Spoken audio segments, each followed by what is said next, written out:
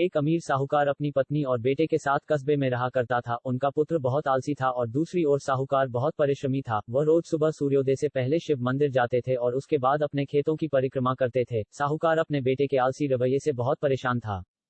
पिता ने घर आकर अपने खेतों पर अपने काम में मदद करने का अनुरोध किया, लेकिन बेटा किसी भी तरह के काम के लिए तैयार नहीं था। इसलिए उसने अपने पिता से कहा, पिताजी मुझे थोड़ी देर के लिए सोने दें। साहूकार बहुत परेशान हो गया और अकेले खेतों में चला गया। कुछ दिनों के बाद वह बहुत बीमार हो गया और उसकी मृत्यु हो गई। अपने पिता की मृत्यु के बाद भी सुमित ने अपने पिता के व्यवसाय में कोई दिलचस्पी नहीं ली और उन्हें व्यवसाय में बड़े पैमाने पर नुकसान हो रहा था।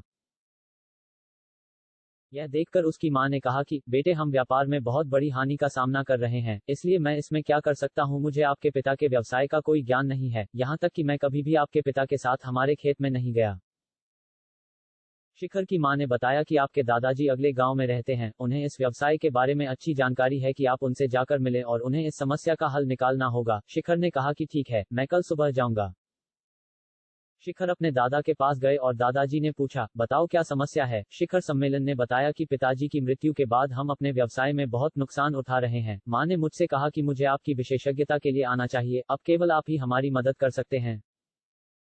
धीरे धीरे नुकसान कम हुआ और शिखर और उसकी मां फिर से अमीर हो गए। शिखर ने अपनी मां से कहा कि वाह वाह मां, दादाजी की सलाह के कारण हम फिर से अमीर हो गए। मां ने कहा कि तुम एक सही बेटे हो, तुम्हें अपने दादाजी के पास जाना चाहिए और उन्हें धन्यवाद देना चाहिए। शिखर अपने दादा के घर गए और उन्होंने कहा, दादाजी, बहुत बहुत धन्यवाद, आपने सिर्फ एक चमत्कार किया है, क्योंकि हमारा कारोबार फल फूल रहा है। फिर से दादाजी ने कहा, मैंने कुछ नहीं किया है, तुमने केवल पूरी मेहनत की है और सब तुम्हारे कारण हो रहा था।